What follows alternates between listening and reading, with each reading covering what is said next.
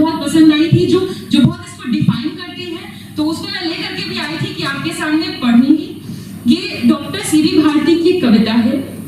हमारी भागीदारी के लिए योग्यता की शर्त कब तक फेंकोगे तुम, अपना मकर जाल हम पर, घबराओ नहीं, समय आ रहा है जब हम भी बनेंगे तुमसे, दौड़ने की शर्त, जीतेंगे बाजी, तोड़ेंगे तुम्हारे दर, सुनो परिवर्तन की सुगबुगाहट, हवा का रुख पहचानो पहचानो पहचानो, हवा का रुख बदल रहा है।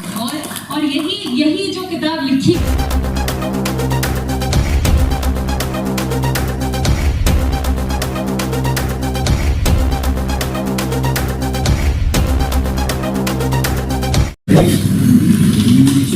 सभी लोगों को जय भीम, जय बिरसा, जय पटेल और सतरंगी सलाम। और सबसे पहले धम्म चक्र परिवर्तन दिवस की बहुत बहुत बधाई।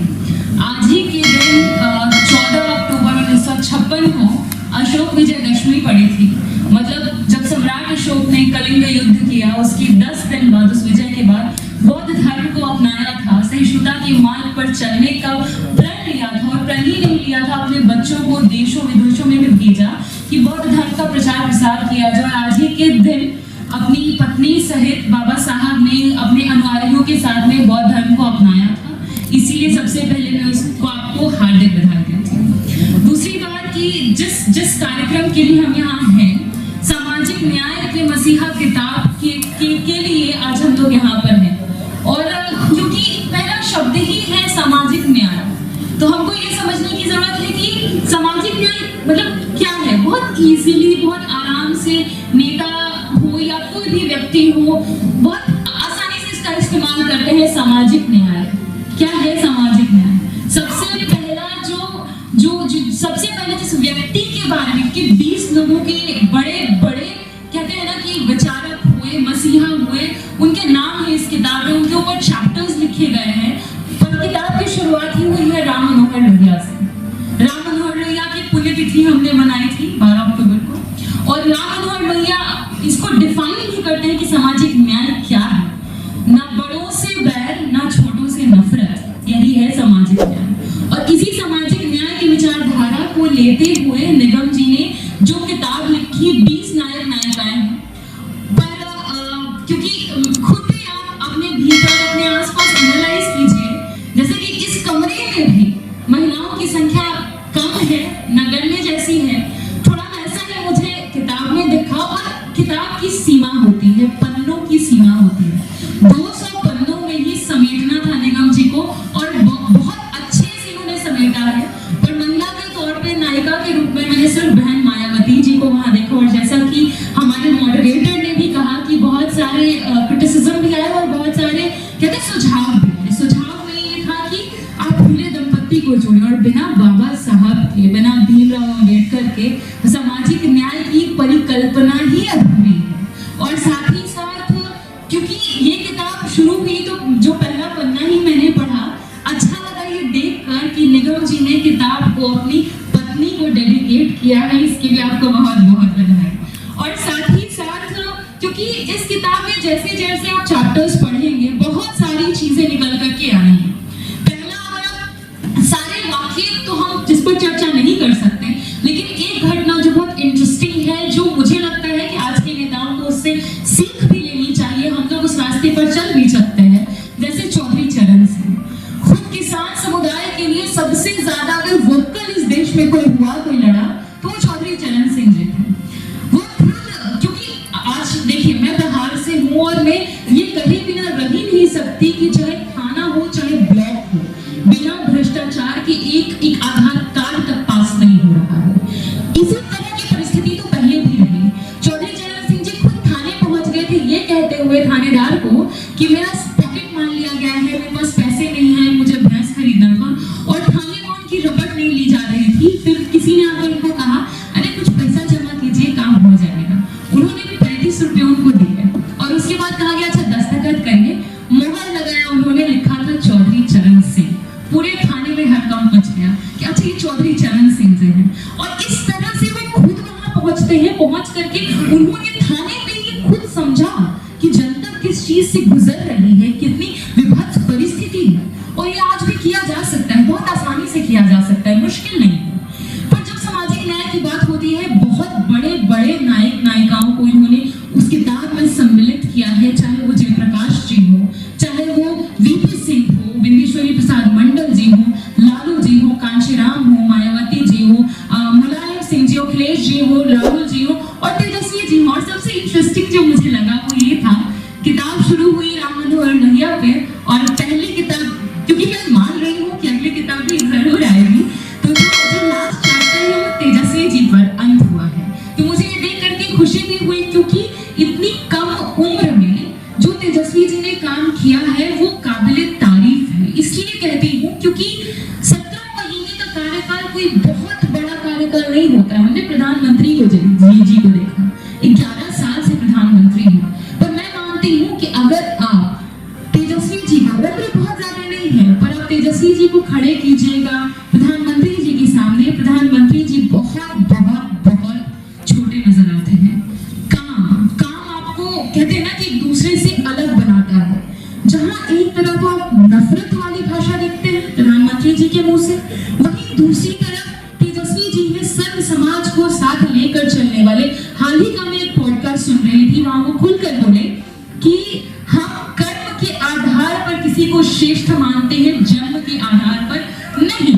पर आप वही देखिएगा, मोदी जी ने किताब लिखी जिसकी कुछ ही प्रतियां मार्केट में आई, क्योंकि तब तक क्रिटिसिज्म आ चुका था। उस किताब का नाम था कर्मयोग। उस किताब में उन्होंने लिखा कि जो वाल्मीकि समुदाय है, वो लोग हैं जो नाले साफ करते हैं, नालियां साफ करते हैं, उन लोगों को कुछ अध्यात्म की प्राप्ति होती होगी, किसी तरह का स्पिरिचुअलिटी का एक्सपीरियंस होता होगा, इसलिए वो ऐसा कर रहे हैं। ये सोच अपने आप में सामाजिक न्याय विरोधी सोच है कि जो व्यक्ति नाले में उतरा, आप कह रहे हैं कि उसको बहुत खुशी मिलती होगी, किसी नाले में उतर के खुशी मिलती है। मैं कई बार, क्योंकि मैं देखिए पिछले महीने ही कितने लोगों तक ये खबर पहुंची कि नाले में, दिल्ली में, देश की राजधानी में नाले में दम घुटकर एक व्यक्ति की मृत्यु हो जाती है। कितने लोगों तक ये खबर पहुंची। आप उस सिचुएशन की परिकल्पना कीजिए कि जब वो व्यक्ति नाले में डूब रहा होगा, उसके मन के भीतर कितनी पीड़ाएं हो रही होगी, वो क्या सोच रहा होगा कि मेरे बच्चों को क्या होगा, मेरी पत्नी का क्या होगा, किसके साथ क्या क्या होगा। उत्तर प्रदेश में हमने हरिओम वाल्मीकि जी को देखा, उनके गर्दन पर लात थी, वैसे ही गर्दन दबाई गई जैसा हमने अमेरिका में मूवमेंट देखा। जॉर्ज फ्लॉयड के ऊपर में काले समुदाय, मतलब कहते हैं ना उस समुदाय से आते थे, ब्लैक समुदाय से, उनके गर्दन पर भी ऐसे ही लात रख के उनको मारा गया। पर ये अंतर है, बहुत बड़ा अंतर है वहां और यहाँ।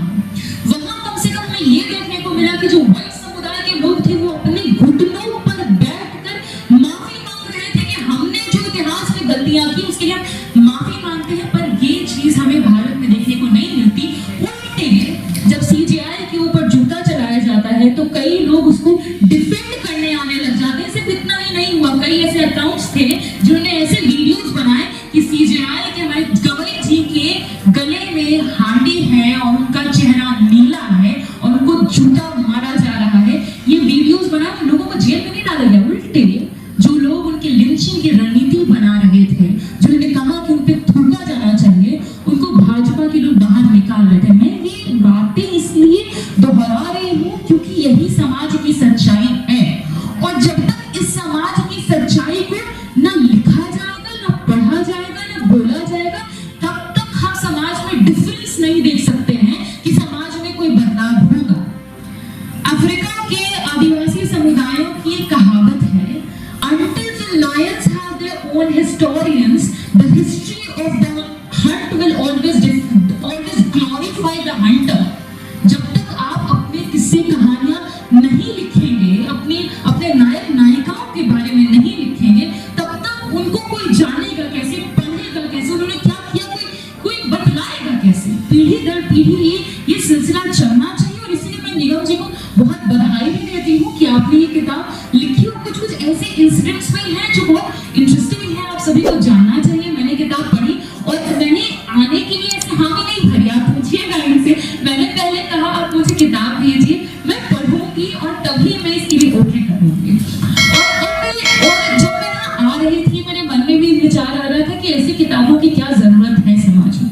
जरूरत इसलिए है क्योंकि ऐसा होता है ना कि कोई किसी को ग्लोरीफाई कर रहा है और किसी का दर्द में मुख्य धारा में, मेन स्ट्रीम में नहीं आ रहा है। है। और मैं ये चाहती हूँ, मैं ये दिल से चाहती हूँ कि जो शब्द हैं हमारे वो आंसू ना बने, वो एक एक शब्द चोट बने, आघात करें। जो मुख्य धारा कभी जिस बात को बताना नहीं चाह रहा है उस मुख्य धारा पर आघात करे। जो एक जातिवादी कुर्ता है, जो हर किसी जाति में हो सकता है, मैं ये नहीं कहती कि सिर्फ अभी जाति भर में, हर किसी में हो सकता है, पर उस जातिवाद को नगण्य करते हुए उसको छोड़ करें। क्योंकि अगर साहित्य बहुजनों का साहित्य है, अगर हमारा साहित्य है, तो वो विरोध का साहित्य होगा, वो अपने आप में आवाज होगा। और इसीलिए मैं इस किताब के आज जो सेरेमनी है उसमें मैं आई भी हूँ, ताकि मैं अपनी बातों को शेयर कर पाऊँ कि देखिए कि कैसे इतिहास लिखा जाता है, किनका इतिहास लिखा जाता है, कैसे परसेप्शंस गढ़े जाते हैं, कैसे नैरेटिव्स बनाए जाते हैं। इसका एक एग्जाम्पल ही हमने देखा हियरिंग में, सुनवाई में, जो लैंड फॉर जॉब वाला हियरिंग हुआ। अब खुद सोचिए कि 13 साल 14 साल के रहे तेजस्वी जी, उस 14 साल के मतलब बच्चे जो है ना, उनके ऊपर आरोप लगा दिया कि करोड़ों का गबन कर दिया। अब बताइए, मतलब एक लेटर है, मैं कहूँ कि अगर आपको समय मिले तो गोपाल गंज से रायसीना किताब में एजे फिलिप की एक लेटर है, उसको जरूर पढ़िए। उसमें वो लिखते हैं कि लालू जी अगर एक बार कह देते हैं तो पूरा समाज अपना घर द्वार बेच करके उनके सामने आके खड़ा हो जाता, क्योंकि वो लोग इतना प्रेम करते थे। लालू जी को पैसों की क्या आवश्यकता। आप खुद सोचिए, उन्होंने जो बॉन्ड बनाया लोगों से, वो कोई मटेरियलिस्टिक बॉन्ड नहीं था। जिस समय किडनी ट्रांसप्लांट होना था, कई लोग खुद जाकर के बैठे थे बाहर, बोल रहे थे हम लालू जी को किडनी देने आए हैं। सोच लीजिए, जीवन नाम से बड़ा कोई दान नहीं होता। और उसके लिए वो लोग आए हुए थे क्योंकि वो आत्मा का जुड़ाव है, आत्मीय जुड़ाव है। और ये जुड़ाव सामाजिक न्याय पसंद लोग ही कर सकते हैं, क्रिएट कर सकते हैं, बना सकते हैं। और इसीलिए ऐसी किताबों की आवश्यकता भी है जो सच्चाई को सामने लेकर के आए, जो ये बताए कि नहीं, तुम अगर हमारे नायक नायिकाओं के ऊपर दाग लगाओगे, कीचड़ फेंकोगे, तो हम उसको स्वीकार नहीं करेंगे। इसलिए ऐसी किताबों की आवश्यकता भी है। इसलिए और आज की सेरेमनी के लिए मैं एक कविता भी मुझे बहुत पसंद आई थी, जो बहुत इसको डिफाइन करती है, तो उसको मैं लेकर के भी आई थी कि आपके सामने पढ़ूंगी। ये डॉक्टर सीवी भारती की कविता है। हमारी भागीदारी के लिए योग्यता की शर्त कब तक फेंकोगे तुम, अपना मकर जाल हम पर, घबराओ नहीं, समय आ रहा है जब हम भी बनेंगे तुमसे, दौड़ने की शर्त, जीतेंगे बाजी, तोड़ेंगे तुम्हारे डर, सुनो परिवर्तन की सुगबुगाहट, हवा का रुख पहचानो पहचानो पहचानो। हवा का रुख बदल रहा है।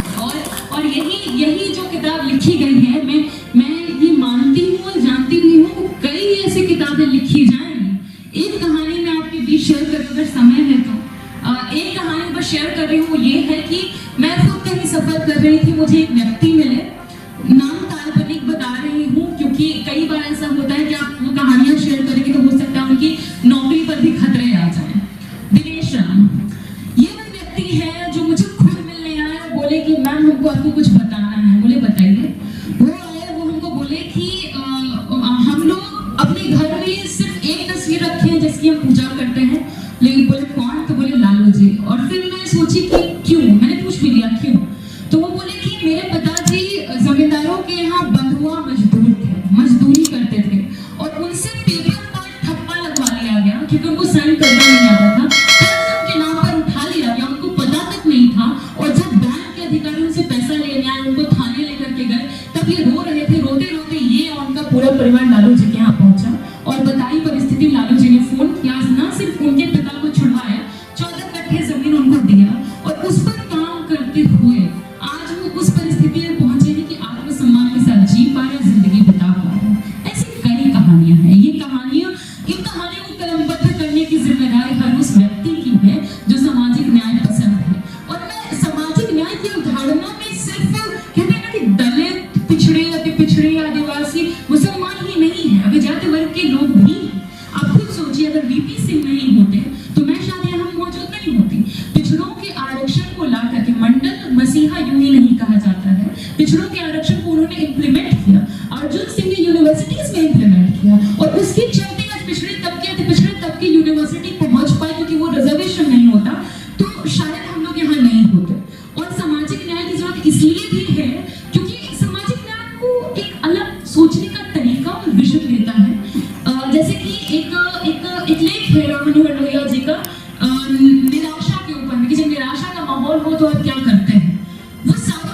करते हैं कि आपको डरना नहीं, घबराना नहीं। एक बात उन्होंने कही, जैसे कि यूरोप में हो, अमेरिका में हो, अवसर की समानता के ऊपर बात की जाती है कि सबको समान अवसर हो, पर यहाँ विशेष अवसर की अवधारणा ही सामाजिक न्याय से निकली हुई अवधारणा। विशेष अवसर मतलब अफर्मेटिव एक्शंस के थ्रू इक्वल अपॉर्चुनिटी में इक्विटेबल अपॉर्चुनिटी क्रिएट करना। तो ये काम सामाजिक न्याय पसंद लोग ही कर सकते हैं। तो मेरा यही मानना है कि जिन 20 लोगों के नाम है, जिसमें सिर्फ एक महिला है, बहन मायावती जी, जिनका दिल से बहुत मैं सम्मान करती हूँ और बहुत मजबूत महिला है। वो तस्वीर इतिहास की सबसे इम्पोर्टेंट, सबसे मजबूत तस्वीर है, जब वो अंदर घुस रही होती है सदन में और सभी लोग उनके सम्मान में खड़े होते हैं। मैं चाहती हूँ कि ये तस्वीर हर बार इस देश में देखी जाए, इस तरह की तस्वीरें जब महिलाएं आगे निकले, वंचित तबका आगे निकले और सभी लोग ससम्मान खड़े हों। तस्वीर बदले, सिर्फ ऐसा ना लगे कि एक महिला है, क्योंकि इसमें देश, मतलब क्या, देश छोड़िए, पूरी दुनिया की सबसे क्रांतिकारी महिला पूनम देवी जी इसमें नहीं थी। इसमें कुछ कुछ चीजें हैं जैसे कि जो बहुत मेन स्ट्रीम जैसी लगती हैं, जैसे कि एक बात भी लिखी हुई थी, जिस बहुत कुछ कुछ बातें जिसमें डिसएग्री भी करती हूँ, पर ये एक खुशी का पल है कि हम ऐसी किताबें देख पा रहे हैं। और मैं उम्मीद करती हूँ कि निगम जी और हम लोग सभी लोग ऐसी कहानियों को कलमबद्ध करेंगे, अपने नायक नायिकाओं को कलमबद्ध करेंगे, उनको लिखेंगे। सामाजिक न्याय की मुख्य धारा जो है उनमें अपने नायकों के इतिहास को भी जोड़ेंगे, वरना जिनके हाथों में इतिहास लिखने का कहते हैं कि